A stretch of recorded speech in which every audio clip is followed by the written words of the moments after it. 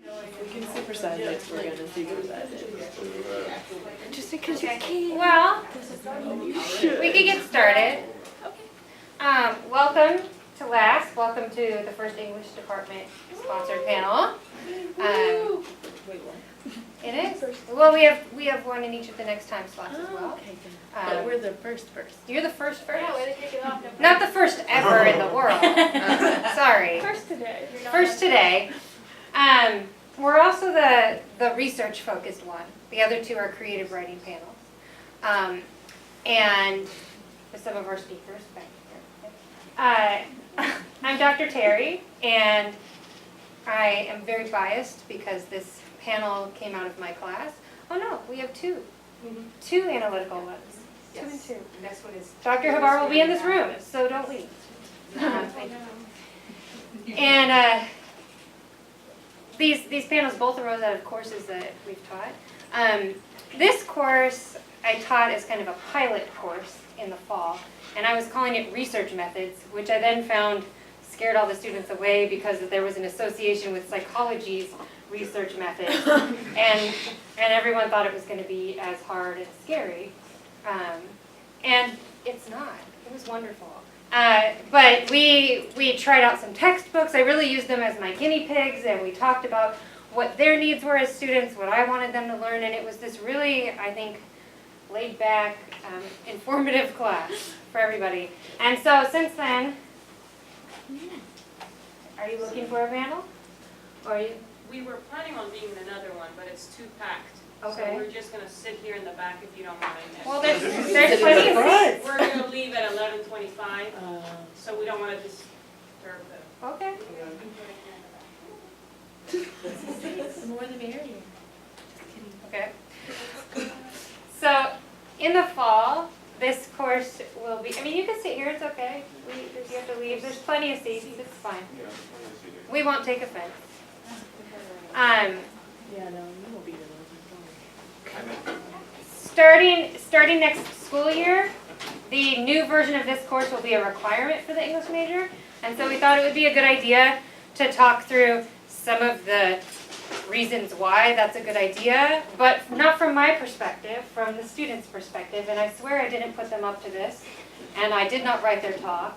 And they're going to share with you both pieces of what their research projects were that came out of the course, and some of the tools and strategies and just kind of general content of the course and how that helped them produce the research projects, right? So without further ado, ladies. Hello, everyone. My name is Paige Oliver, and I'm here with my classmates Emily Legg and Ashley Slater to talk about how the techniques we learned in our research methods course helped us to formulate and write our final papers for the class. These papers had to be at least 12 pages long, and they were based on a topic of our choosing. But the methods we learned in class have since made writing all papers of all lengths much easier and more rewarding. I was entering my 4th year at Oglethorpe when I signed up for the Gateway to the Research Methods class, and at the time I thought I knew enough about writing papers because I'd always managed to get good grades on my essays. However, I was also aware of certain drawbacks in my paper writing methodology, which often left me feeling frustrated and panicked when I had a major paper to write. Research methods showed me new ways to improve my paper writing process, and the most helpful of these ways, which was actually researching, didn't involve writing at all. Before I took the class, I viewed the act of research as somewhat secondary to the actual writing of the paper. It was a means to fulfill a professor's requirements or to meet imposed word counts. However, having to formulate my own topic and thesis in research methods taught me the extent to which writing effective papers depends upon first reading what other people have written about the topic in question. I tended to procrastinate on my papers, therefore I would often try to expedite the researching and writing process by trying to do both at once, by writing about whatever I was assigned to write about while I learned about it.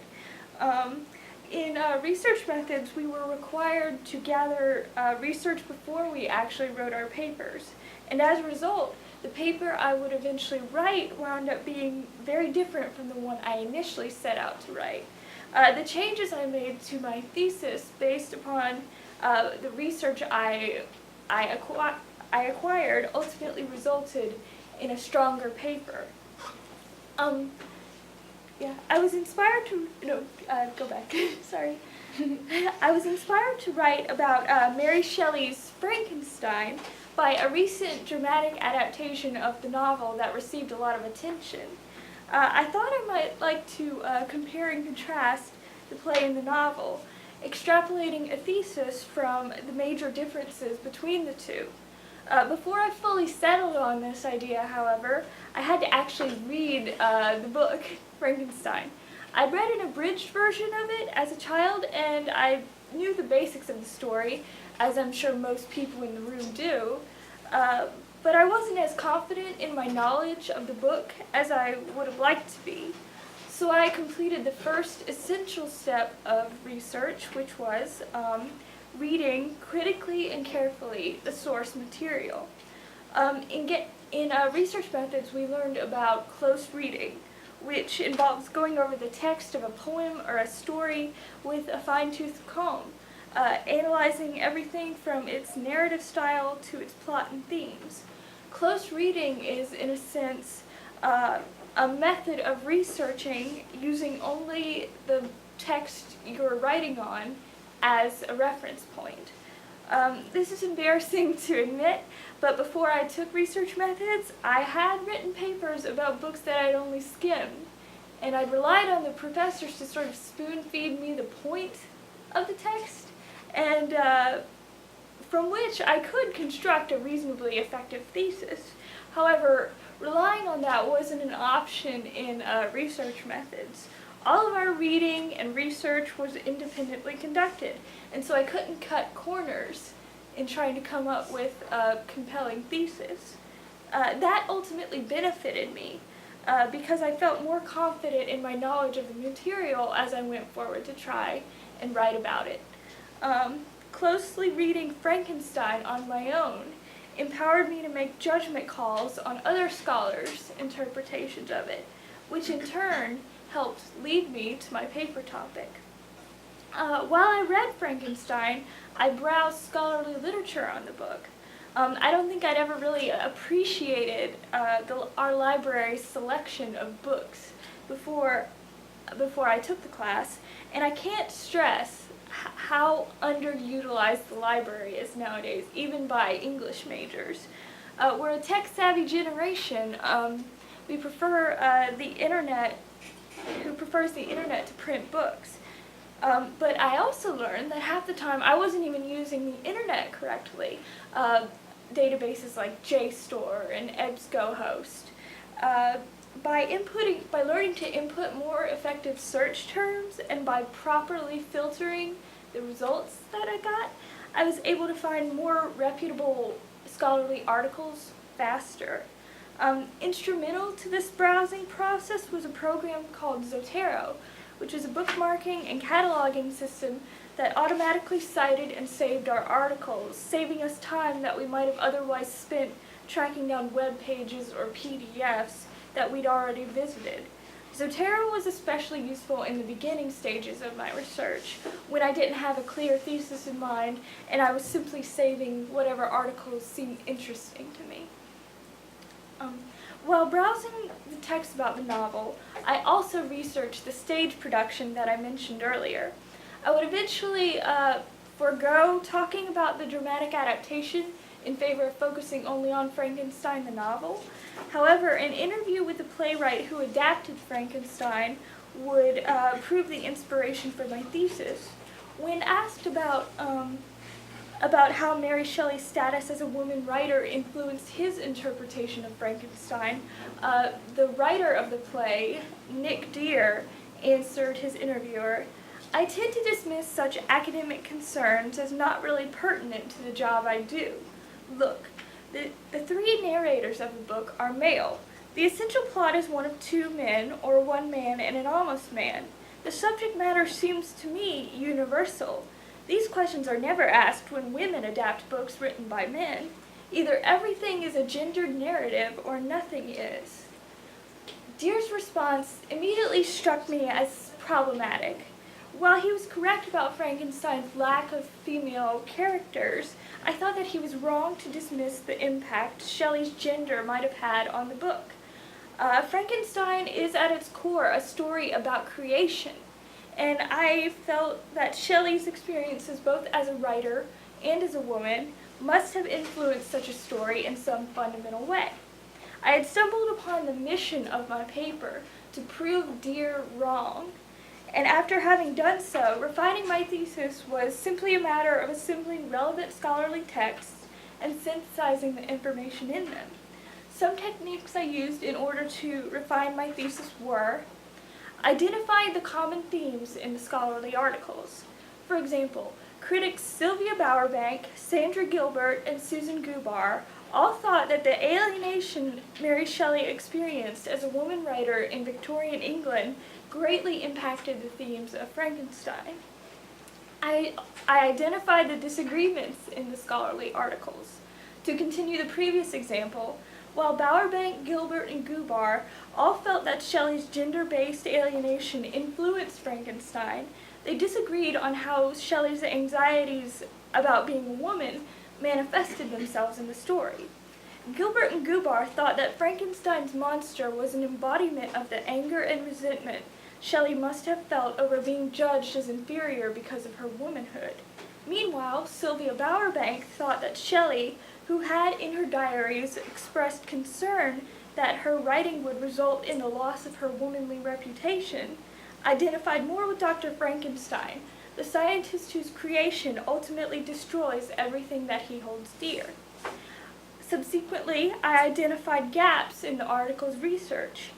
In this case, all of the critics mentioned that both Mary Shelley and the monster expressed concerns with their ability to properly utilize language, but none of them paid as much attention to that point as I would have liked.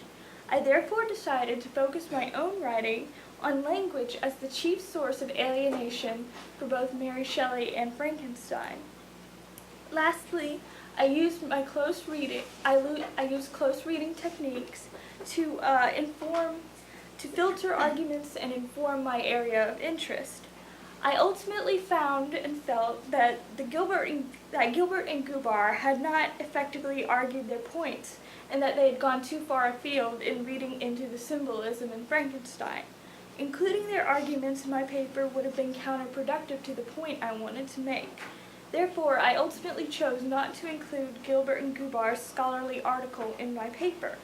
I did, however, wind up including Sylvia Bowerbank's. I repeated this basic process of analyzing the scholarly article and extracting what I could and couldn't use with every book and article I thought might contribute to my argument, isolating the parts of the text that were most relevant to the study of language in Frankenstein. If that sounds labor-intensive, it's because it was. It's also why we had a whole semester to research and write a single paper. Most undergraduate essays don't need to be as lengthy as ours was, and therefore it doesn't usually take as long to research them. However, properly seeking out and thoroughly reading pre-existing research on a given topic makes writing any paper of any length much quicker. When it came time to actually outline and draft my essay, as Emily will talk about in her section of this presentation, all I really had to do was put the information I'd found in the order that best served my argument. All the time I'd spent on the research process was ultimately an investment in my paper progress, and I left research methods with the knowledge that writing a research paper is less about the actual writing and more about thoroughly understanding the material on which you intend to write.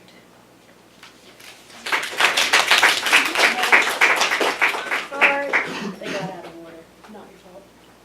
Yeah. Oh, stop there. Okay. Okay. Okay. Hi, I'm Emily Legg, and according to the program, I'm going to teach you magical ways to make your papers write themselves. So when I first approached this semester and the subsequent paper that goes along with this class, I was skeptical about how to make the research process and the writing process last an entire semester. As a chronic procrastinator, I was fully prepared to write all 12 to 15 pages of this big paper the night before with a pot of coffee and sheer determination. I was pleasantly surprised that while I was revising up until the night before the official due date, this huge paper had pretty much written itself long before that night. We began the semester by reading about research, which sounds boring, but actually ended up being really interesting, and it helped a lot. We set up accounts on Zotero, which Paige mentioned, which just is organizing, basically. It takes snapshots of your pages, it saves citations, you can even create folders to organize, I want this article for this subject or this paper or whatever. It's a really awesome system and everyone should use it. Paige touched on the research process in depth though, so I won't go in there. But over the semester, one of the things we had to do was keep a research log that documented any and all attempts that we made at researching our topics. It sounds daunting and it felt daunting until we realized that there could be complete honesty in this log. Many of my entries were things like, spent 5 minutes on Galileo in between my classes and saved 2 potential articles on Zotero to read for later, or began researching but was getting no hits so I got frustrated and stopped, or I found the article, or I think. So this research log helped us work through our research thoughts and organized us while making sure that we were keeping our nose to the grindstone. Well, we turned it in periodically, and it was probably so Dr. Terry knew we were actually doing research. It helped me personally because it meant I actually had to do the research so that I had something to turn in. After researching for a while, we chose 3 research questions to help us narrow down our final topics and our focus for the paper. These questions didn't need immediate answers, but this was the stage where we began to center in on our literature and on the critical theories that Ashley will talk about in just a minute. My topic ended up being an exploration into one of my favorite novels, The Great Gatsby, and my research questions, which are up on the screen, were: how is the divide between Gatsby's new money and the Buchanan's old money obvious throughout the story? How would the story be different from a Marxist version of the perfect classless society? Would the love story continue? Would it have even started? And would Gatsby's drive still exist, and where would it be directed? That one was really long. How is Daisy a manifestation of Fitzgerald's modern woman? How does she compare to today's idea of women? And why are people so quick to assume Gatsby's stories is one about love for Daisy? At what point does it become clear that it isn't really? Does Fitzgerald make this distinction clearly enough? And how many different ways can the intent be interpreted? In the end, I kind of combined my research questions into one bigger question about Daisy Buchanan and the effects her capitalist society and sexist environment had on her. Without these relatively specific research questions, however, I would never even have come to the conclusion that I wanted to write about Daisy and her struggles. And actually, my research kind of led me to that point also because I didn't want to write about her in the beginning, and as we kept reading more and more, I made my decision pretty easily. After our research questions were solidified, we did a literature review. This is similar to an annotated bibliography, if you've ever done one of those, where we collected all the scholarly articles about our chosen topics and then presented them in terms of our thesis. This meant saying how each article fit into our main idea and how we intended to use it to defend our arguments. In my case, I was breaking down the character of Daisy in terms of feminist and Marxist criticisms, and I listed all the articles I had found in those veins and went through and discussed them, picking out useful quotes, remarking on how each article could help me build my argument, what I did and didn't want to use. It's important to note that at no time in the process or in any of these steps was anything concrete. The same was true about this assignment. Though I would go on to use most all of the articles I listed in my lit review, which was 6 pages long by itself with no real synthesis into my paper yet, I was by no means chained to these options. The process was really fluid. I mean, we were doing everything as we went along, and if things were going to change, they changed. Around the halfway point of the semester, we reached the prospectus, which was the step that was most unfamiliar to me. Just in case it's unfamiliar to you, I'll start by saying that the technical definition of a prospectus is a preliminary printed statement, traditionally associated with business or finance, that describes an enterprise and forecasts the course or nature of something. It's given to the prospective partners, or in this case, Dr. Terry and the other classmates. For our prospectus, we had a list of questions or activities kind of pertaining to our papers that we had to complete. And the list is up right here, but a working title, statement of your topic, central question or thesis, secondary questions, overview of your lit review, tentative structure, 2 to 3 pages of sample text, problems and questions, and a current bibliography. The prospectus was the part where the paper actually started to feel real, because we had to think through realistic details, title and an outline. The title, of course, was not the titles they weren't the titles we started with. This was our final opportunity to present and change our topics and to begin working on the main argument and the secondary arguments. The 2 to 3 pages of sample text were the easiest part, which sounds counterproductive, because basically it was just stream of consciousness. It was just write whatever you can, just get 2 to 3 pages down, and it was a good starting point and gave us tons of words for our drafts, so you felt productive without really being incredibly productive. Following the prospectus, we moved to the annotated outline. This, to me, was the most helpful step. Basically, this is the part where my paper wrote itself. It was a traditional outline, listing, of course, the intro, each paragraph, and the conclusion, but with some extra steps. For example, we had to come up with a thesis sentence or a couple of sentences for each paragraph. Then add the quotes from the articles we wanted to use in each paragraph under their own headings. And then while adding in quotes, we were of course free to add in any sentences we felt would end up in the paper or tie together any information from the articles. And then breaking down each paragraph in this way and organizing the information from the articles left me with 10 pages of an annotated outline and the easiest job ever when it came to actually writing the paper. The only things left now were some drafts and the final product. Our first draft was appropriately called the shitty first draft, which came from an article that we read in class. Dr. Terry stressed that this first draft was strictly for getting words on the page. It didn't have to be perfect, and mine definitely was not, which helped take away the stress. I cannot emphasize how important this draft is. As a procrastinator, I am so used to my first draft being my only draft and the product that I turn in. And I know this is probably the case for most of us, but I really want to emphasize the helpfulness of a first really awful draft. It was so helpful to just write something, anything down, and then, to have some time to walk away from the paper and then come back to it. And I guarantee that when you do look at it again, you'll be so confused as to how you thought this was any good in the first place, and then golden ideas will flow from your fingertips and you'll write the next great American core essay. But the first draft is the essential step. You getting something written down, no matter how bad you think it is, just so you know you can do it. Then you can move on to other things, and of course by other things I mean other drafts. After the shitty first draft, we had many other drafts. There were some for revising, some for proofreading, which meant we spent plenty of time on our papers, changing and growing them on many levels. With so many drafts circling around, peer support and reviews were necessary, and we helped each other out a lot. There were lots of reply all emails, and all of us were reading each other's work and giving constructive criticism, and sometimes just wondering out loud what we meant by this sentence or why we felt an argument was really effective. It's really helpful to have someone else reading your paper, especially someone who has never read the book, which I'd never read their books. So in their questions, I was really, I was like, I want to know more about this. So it's really helpful to have another eye reading it and telling you when things sound good, when things sound bad, when things just sound confusing. So the final draft, when it finally came time to proofread and submit it, took no time at all. I was almost disappointed at my lack of stress and coffee the night before my paper was due, and I'm pretty sure I turned it in almost the last minute just for old time's sake. But my 13-page paper on Daisy Buchanan in a Marxist and feminist environment most definitely wrote itself.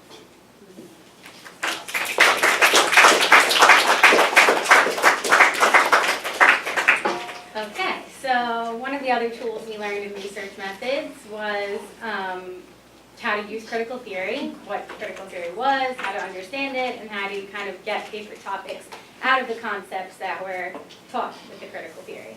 I'd like to begin my presentation with a brief discussion of what critical theory is, and most importantly, why it's useful in developing a thesis and writing a paper. Understanding critical theory provides readers with the ability to develop multiple interpretations of the same literary work. It's a tool that's helpful in bringing forth complex social and cultural issues based on many factors, including race, ethnicity, religion, gender, sexual orientation, and socioeconomic class. Critical theory focuses our attention on a multitude of human experiences and allows us to look at conflicts and social interaction from a variety of viewpoints. As stated by Lois Tyson, which is the author of one of the textbooks we use, you can think of each theory as a different lens or a different pair of eyeglasses through which we see a different picture of the world and a different view of any literary text we read. A valuable lesson I've learned in dealing with critical theory is that it's not necessary to limit your paper to one critical theory specifically. In fact, it's often more effective to utilize concepts and reasoning from multiple theories to solidify your thesis and support your claims. My paper focused on the character of Bertha Mason in Charlotte Bronte's Jane Eyre, and a reading of this work in conjunction with Jean Rhys's Wide Sargasso Sea in order to develop an interpretation of Bertha Mason as a victim of oppression and social injustice. Because Bertha Mason is both a woman and is treated as other, I found that it was beneficial to use concepts from feminist critical theory as well as from post-colonial critical theory to justify my opinions and further my analysis of Bertha Mason's characterization, while still being able to maintain the cohesiveness of all the sections of my paper. One of the key concepts of feminist theory is patriarchy. Patriarchy is in any society in which men hold all or most of the power. Patriarchy is based on sexism, which is the belief that women are innately inferior to men. Usually a patriarchy gives men power by promoting traditional gender roles, which suggest that men are naturally rational, strong, protective, and decisive, while women are naturally emotional, weak, nurturing, and submissive. Women who deviate from these roles are seen as unnatural, immoral, or just mad. In one section of my paper, I examine the way in which patriarchy impacted Bronte's construction of Bertha Mason and how contemporary criticism of the character further solidified traditional gender roles. I argued that despite what is observable as an inherent desire to illuminate the injustices of the oppressive society in which Bronte lives and writes, through the character of Jane, her ability to break from the societal norms and patriarchal influences falls short in her characterization of Bertha Mason. Upon Jane's first encounter with Rochester's secret wife, Jane observes, quote, "In the deep shade at the further end of the room, a figure ran backwards and forwards. What it was, whether beast or human being, one could not at first sight tell. It groveled seemingly on all fours. It snatched and growled like some strange wild animal. But it was covered with clothing, and a quantity of dark grizzled hair, wild as a mane, hid its head and face." End quote. This description likens Bertha to a wild animal and suggests that she is less than human. It categorizes Bertha as a monster and not as a woman, and fails to elicit even the slightest amount of sympathy from the reader. The characterization is so extreme that Bertha simply becomes a volatile creature lacking civility and humanity because Bronte is unable to construct her as a woman who is a victim of her circumstances.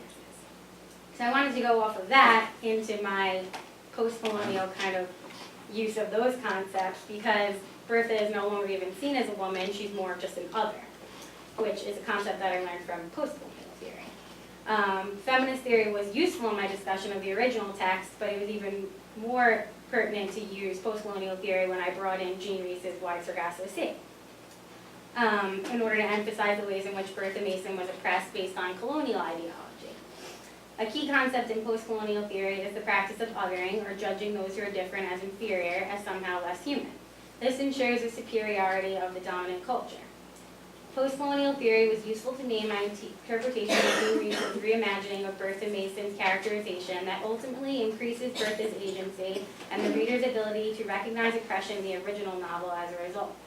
In another section of my paper, I examined the ways in which Rhys was able to give a voice to this misrepresented character and bring to life the injustice of her circumstances. I argued that in choosing to rename Bertha Mason, Rhys instills Antoinette with an identity intentionally distinct from the strange wild animal that is the deranged wife of Rochester in Jane Eyre. Rhys's characterizations of both Antoinette and Rochester culminate in Rochester's renaming of Antoinette to Bertha and his decision to move back to England, effectively stripping her of both of her home and her identity. By changing her name, Rochester asserts his power over Antoinette and forces her to become someone else, literally. He is even able to destroy her love for Jamaica by leaving her isolated and unhappy. During a passionate argument with Rochester, Antoinette cries out, quote, "I love this place and you have made it into a place I hate. I used to think that if everything else went out of my life, I would still have this. and now you have spoiled it. It's just somewhere else where I've been unhappy, and all the other things are nothing to what has happened here. I hate it now like I hate you, and before I die, I will show you how much I hate you." End quote.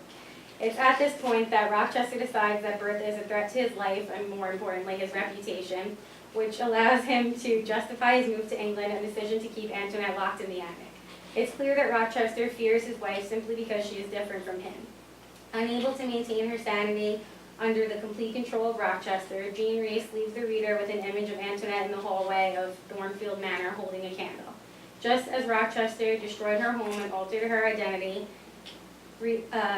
Jean Reese instills Bertha with agency by having her destroy his home in a final act of defiance and attempt to rectify the power imbalance that fuels Rochester's colonialist ideology. As you can see, feminist theory and post-colonial theory continually overlapped, even in the two passages that I just read to you in my finished paper. For this reason, I'll emphasize again the importance of understanding critical theory and not being afraid to use concepts from multiple theories when forming your thesis and supporting your opinions.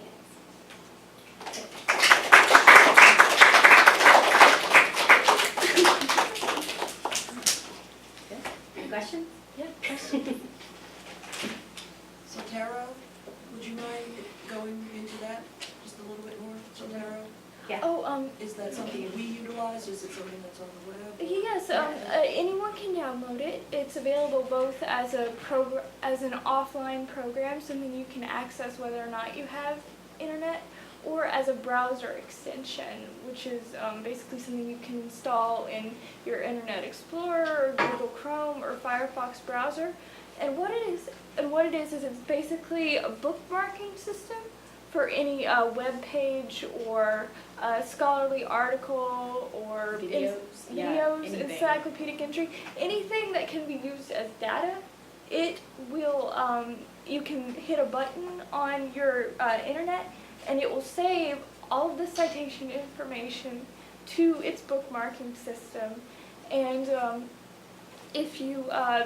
if there's content that can be downloaded on that, Like a PDF, like it'll a save the It'll save it, PDF. It'll if you save ever the like PDF. clicking it to open it. so you basically have all of your research materials In one in one place. It's also really helpful when you have to make a bibliography because it saves the date when you access the site. It saves all of the citation information that you can get from the site. And it'll make And it'll construct make a bibliography for you, which was that was the best Yeah. part. It's is a you could little just click a tricky at button. first when you're like first learning how to use it, but then it just becomes so easy. There's Yeah. just an icon at the top of your browser, and if you're on a page where you're looking at if you're just looking at the abstract of an article and you're like, this is going to be interesting, you just hit this little icon that pops up, And it and saves it the saves entire the thing, entire the whole PDF, PDF, and full all the length with citation all the information. information. It's So you can go awesome. back and read it whenever you want to. And then you can like make a final folder when you have all of the sources that you definitely use in your paper, and then go to a page and click create bibliography, and it just like, boom, like it's done. Like, Even you more select, magic like, way than MLA, that, yeah. there's a Word plugin. oh yeah, the word, Yeah. yeah. If you use Word, you have a Zotero Word plugin and it's accessing your Zotero databank of sources. And it'll do your in-text citations for you So too. you can click a citation button and then at the end you can click generate works cited from citations and it will do it for you in Word too. Yeah. So there's a number of ways that you can use it in the final product. Yeah, but it's awesome. Everyone should use Zotero. And it's free, so And it's free. Yeah. might as well try that. ZOTERO. Yeah. Yes. I think it's .org, right? Yeah, I think Yeah. just Google Zotero, it should pop up. good research method. Thanks. Hey, Google's your friend. I have a question that I'm going to direct toward Emily, but I'd be interested in what all of you have to say. Just because Emily, you did start like doing English like later, like not until you were junior, did you really decide that this is where you wanted to be? Yeah. With that, I'm curious as to what made you make that switch into English late in your college career, and how did this class maybe solidify that feeling? Yeah, okay. I switched because I figured out what job I wanted to do, which is grant writing. And so that vein, I mean, this definitely suited more to that. And I've been thinking about it for a really long time anyway, just because the English classes I had taken generally made me a little bit happier. But yeah, this class, I mean, it definitely solidified it for me just because I enjoyed the class so much. I'm not gonna lie, going into it I was a little bit nervous because it was a really intense class. I mean, we spent an entire semester doing pretty much one thing. But the fact that I don't know, I think it really helps me because of the time that I've missed, maybe in more writing intensive classes. I mean, because previously as a science major, I didn't really do very much. I didn't really write, 5-paragraph essays. Like I hadn't done that. I had done it in a while. And so I feel like going into it and taking this kind of brought me back into English land. So it was nice. And the small class, there were only 4 of us in the class and Dr. Terry, and it was just the perfect environment to kind of definitely solidify my decision that yes, this is what I want to do. So. I have a question. So, I basically make the promise at the beginning of this class that taking this class will help you in all of your English classes and even beyond that, in any sort of class that you might take where you're engaged in some sort of research activity. So and I know it's only been 1 semester since then, but I was wondering where in classes you've taken this semester you've seen yourself utilizing tools or strategies or approaches that you found in this course. So how well am I following through on that problem? Well, I can definitely say especially from my critical theory, the little thing that I presented on within the class, because we did like a research textbook type of thing that we had, and then we also had the critical theory. We kind of went back and forth to break it up. And I love the critical theory, and I think once you kind of get exposed to all the different ones, they start popping out of you in everything you read. And I think it just makes deciding what you want to write about easier, because you kind of stuff that, I don't know, patriarchy and stuff always pops out at me, so I can get an idea for a topic for a paper easier than when I would just be what am I going to write about? So I think just being exposed to the critical theory makes it easier to figure out where you stand on certain things. Yeah, I would agree with that. Actually, Dr. Navarre, in your World Lit class, there have been all kinds of terms that you've brought up that I'm oh, I know that from Dr. Terry. When we talked about post-colonial stuff, and I was I know what that means. And and in writing papers this semester, I've definitely found myself using thinking like that, Right. thinking in theory, and then also just in my time management skills, I've gotten significantly better. Significantly better, as in I'm not writing a paper the night before. Yeah, she knows, she lives with me. Yeah, no more, there's still coffee. But yeah, so I definitely think it not only changes the way that we write, but also the way that we think about the things that we're reading and the things that we're writing. A lot of previous classes that I'd taken, taking up the critical theory thread here, had referenced the concepts that we covered in this research methods class. They talked about, feminism, patriarchy, that kind of thing. But Dr. Terry's class gave us a straightforward, solid definition of what exactly those things were and how they could be broadly applied. So whereas before I'd encountered critical concepts as they applied to certain works, in this class we saw how certain works can be seen through basic critical concepts, if that makes any sense. And as far as my topic goes, research, I do use Zotero all the time now, just because it's that much easier. And I also utilize the library a lot more, and I make sure now to thoroughly research everything I read about before I write about it.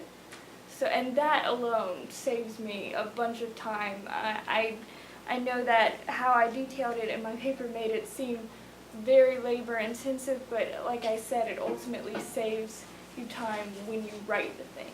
So I've definitely noticed a change in how I approach papers, and I think that change ultimately results in stronger papers. So. Do you find yourself still sharing work? Is that a practice you've continued? Because well, it's, that we haven't had, can be very Paige useful. and I are in the same World Lit class, and I Yes. feel like we've probably read each other's stuff. Yes.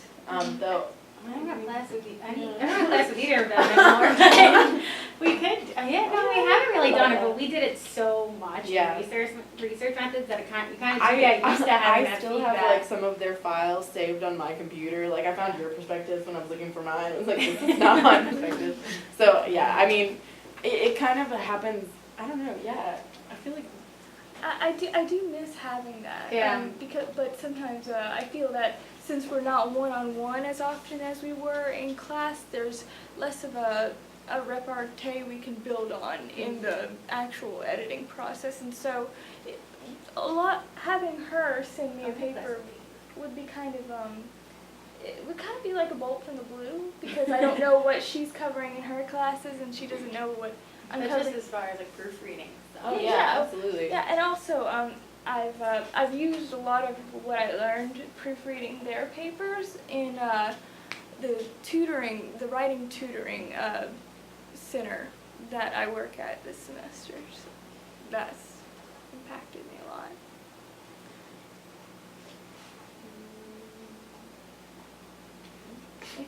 Yep. Any more questions?